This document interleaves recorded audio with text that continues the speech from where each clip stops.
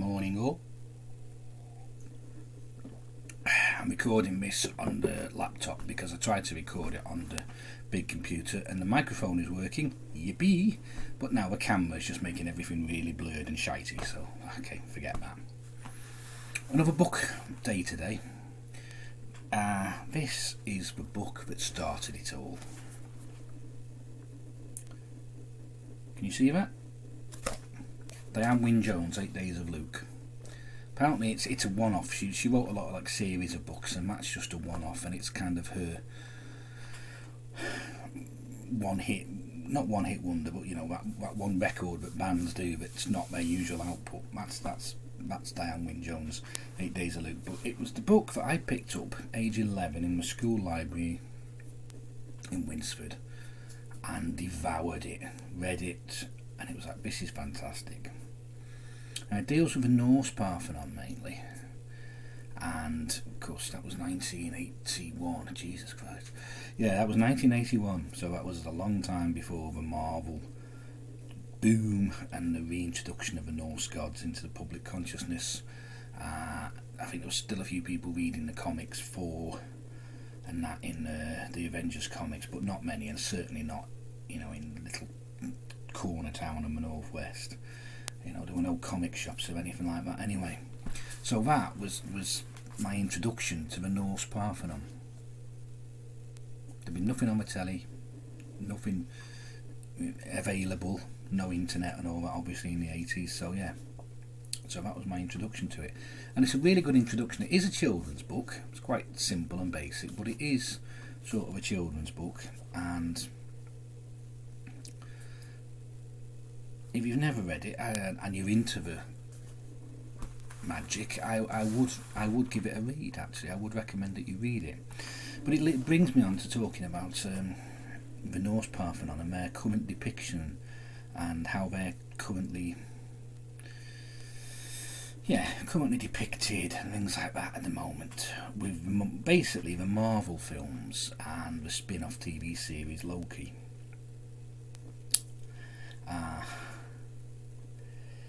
I find it very interesting.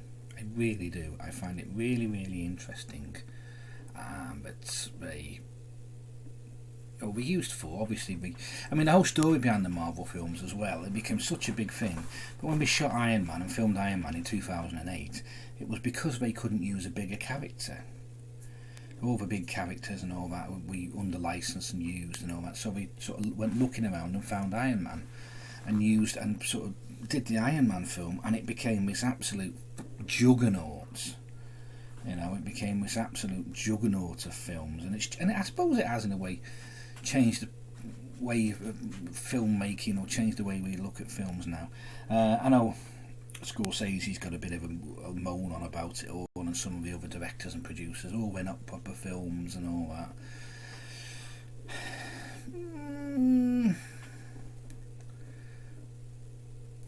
Each to their own, But yeah, so we're going back to, that was 8 Days of Luke was my introduction to the Norse Parthenon.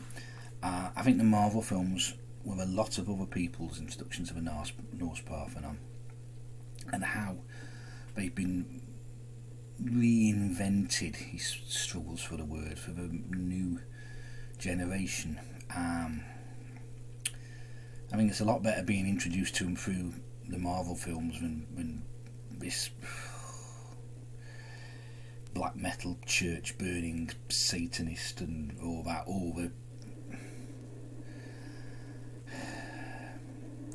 Is this going to get me kicked off YouTube? I don't know. All these tiki torch waving, marching, blood and soil. I'm not going to say the word, but Odin. Oh, you see, they're all like Odin worshippers and all that, and it's like, you do know Odin was a shape changer. You do know Odin changed into a woman. You do know this and that happened. Then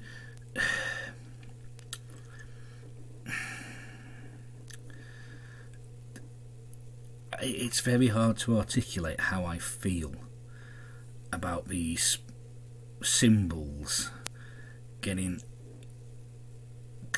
co-opted by the current fascist movement and how just the whole thing about they're co-opted and they shouldn't do that and they just, but also what the actual gods are going to do to these pricks, these tiki torch waving idiots. What the gods are looking at down and going, I know two people that work closely with Loki, and it's I'd say it was quite a dangerous relationship to have. The rewards are great, but what they can take can be great as well. So be wary what you're getting into. But I've worked with Odin, and Odin in different forms, not as the Allfather of the gods, but again probably more as like a trickster god. I don't have the book, or I can't find the book, but another book that I read very similar to this that I read in my teens as well, it's called The Satanic Mill, and it's by a German author, Ottfried Plus or something like that. I'm sorry if I butchered the pronunciation. And he talks, and it's about magic and all that, but we talk about a character called Big Hat, who turns up at the mill and has a gold earring and is basically Odin in disguise, and he's doing the thing of, you're supposed to offer hospitality to all millers, but you're a closed shop and I'm here to teach you a lesson. And he does. And it's the wandering shaman aspect of Odin, and more of a trickster, like Loki, the trickster aspect, but the wandering shaman. And that is generally the version of Odin that I tend to work with. Not the Anthony Hopkins Allfather, But I don't often talk, this deeply about what I believe in. Basically, I trained as a Sparky. Electricity and engineering is logical, and sometimes the most logical explanation for something is magic. To quote Paul Daniel. But no, it is. It's sometimes the most logical explanation for things is there is a force out there we don't fully understand yet. And when you get into electricity and engineering, and when you get down to a subatomic level, it doesn't follow the rules we think it does anyway. We don't understand how electrons work.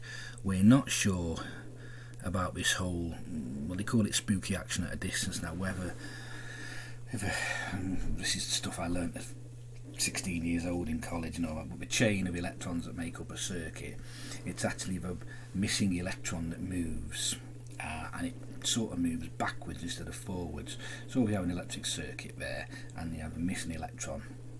The missing electron goes all the way along the thing, but we aren't actually sure whether they're all connected and whether there is only one missing electron and it is moving around the whole universe at such a speed it's immeasurable and all that. This is all theory, but anyway, so from a logical engineering point of view, there has to be magic, and from the way that we look at the world now as well, 3-word slogans, they're a form of ritual, get Brexit done, oven ready Brexit, etc, all these things. They're a form of sloganeering, but they're also a form of magic, they're a form of sigils.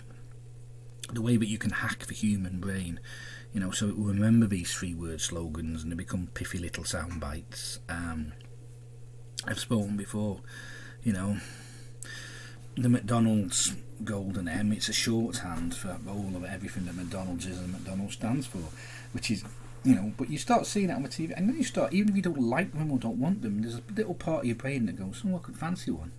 And you have to say, sometimes have to say to yourself, no, I'm being cajoled, it's thingy. But with the McDonald's Golden M, if you're going to believe that and all that works, then you've got to believe that Loki's golden horns, which is more or less the same thing, and it's become the shorthand for Loki, especially in the TV series and all that, is a shorthand symbol for Loki. So the golden horns are now associated with him, or her, because Loki is a shapeshifter and a changer as well. And they wrote Norse, Parthenon, and like the Greeks and all that, they're always into I wouldn't say trans. That's not right. But you know what I mean. They were always into sort of gender bending. There's a word from the 80s. You know, yeah. To the gods, you know, they. I think maybe, you know, to the gods, gender's just an optional choice. Like what dressing gown I'm going to wear today. You know, that's probably the best way of putting it. But yeah. So anyway, 8 Days of Luke. Yeah, one of my formative experiences, one of my formative books. Anyway. Peace out, people.